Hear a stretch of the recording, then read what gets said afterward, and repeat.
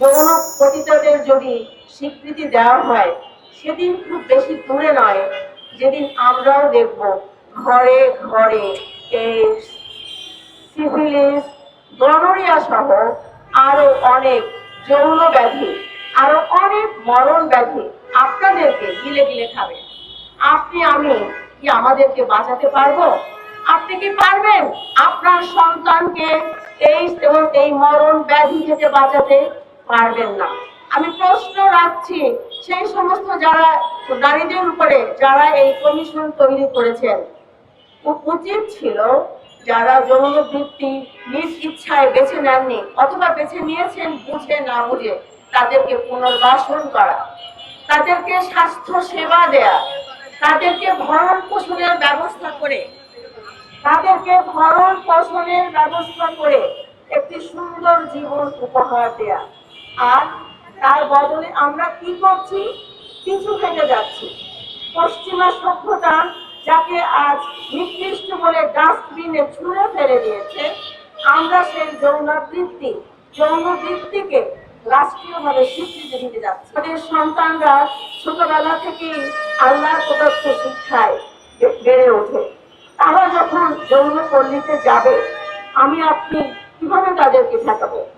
তখন স্বাস্থ্য সেবা ভেঙে পড়বে, পুরো সমাজটা ভেঙে পড়বে, পরিবার ভেঙে পড়বে, হাসপাতালগুলোতে উপচে পড়বে এই রোগীদের ভিড়। তখন বলেন কিভাবে আপনারা এই পরিবেশের সামাল দেবেন? আমরা দেখেছি আফ্রিকার কিছু কিছু দেশে পুরো গ্রাম, পুরো থানা, পুরো জেলা উজাড় হয়ে গেছে, একজন রোগীও বেঁচে নাই।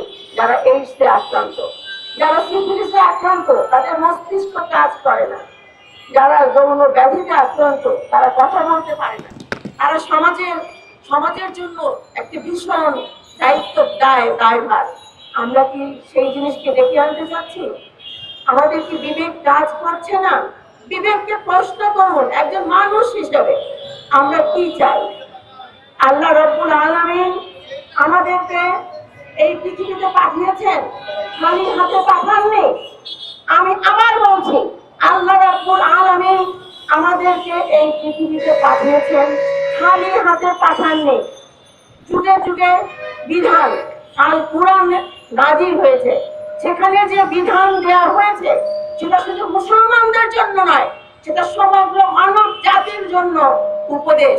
কাজেই নিশ্চিন্তে নির্দ্বিধায় কোনো তর্ক বিতর্ক ছাড়া সেই আইনগুলো আমাদেরকে মেনে নিতে হবে। আর আমরা যারা মুসলমান আছি, অন্তত যারা নিজেদেরকে মুসলমান বলে পরিচিত দেই, তাদের জানতেই হবে কোরআনে আল্লাহ পদে পদে বলেছেন সামিনা সামিনা ওয়াতাআনা, অর্থাৎ আমরা কোরআনের আদেশ শুনলাম এবং মেনে নিলাম। আবার বলছি, আমরা শুনলাম এবং মেনে নিলাম। কাজেই প্রিয় ভাই বোনেরা আমার, আজকে স্বাস্থ্য বলেন, আজকে সমাজ বলেন, পরিবার বলেন, ব্যক্তি জীবন বলেন, সেটার জন্য যেই নীতি ধ্বংস ডেকে আনে, একটি সুস্থ বিবেকে আমরা কি সেই নীতিকে গ্রহণ করতে পারি? আপনার বিবেক কি বলে? বিবেকের কাছে প্রশ্ন রেখে গেলাম আমি। একজন চিকিৎসক হিসেবে, একজন মুসলিম নারী হিসেবে আমি বলবো, দয়া করে আপনারা সবাই আল কোরআন পড়ুন।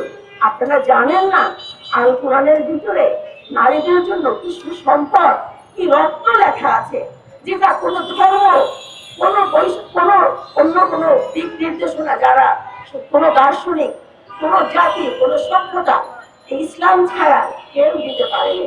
ইসলাম সমতা রক্ষা করে নারীকে সর্বোচ্চ আসনে বসিয়েছেন। আর জান্নাতু আদামুল উম্মাহাতা, অর্থাৎ মায়ের পায়ের নিচে সন্তানের বেহেশত। আমি আপনাদেরকে চ্যালেঞ্জ দিয়ে বলছি, আপনি অন্য কোনো একটি ধর্মে দেখান যেখানে নারীকে বলা হয়েছে নারীকে মানুষ, সোল, আর নারীদের কোনো আত্মা নাই, আর সেখানে আমাদের নবী সাল্লাল্লাহু আলাইহি ওয়াসাল্লাম বলে গেছেন মায়ের পায়ের নিচে সন্তানের বেহেশত। সুবহানাল্লাহ, সুবহানাল্লাহ। কাজেই প্রিয় ভাই বোনেরা আমার, আপনারা যেখান থেকে আছেন, যে পয়েন্টে আছেন, সেই গ্রাম থেকে তেতুলিয়া সবাই আওয়াজ করুন, আমরা এই সংস্কার মানি না, আমরা এই সংস্কার চাই না। যে সংস্কার আমাদের পরিবারকে ধ্বংস করে দেবে, আমাকে ধ্বংস করে দেবে, আমার দেশকে ধ্বংস করবে, আমরা মানি না, মানি না, মানি না।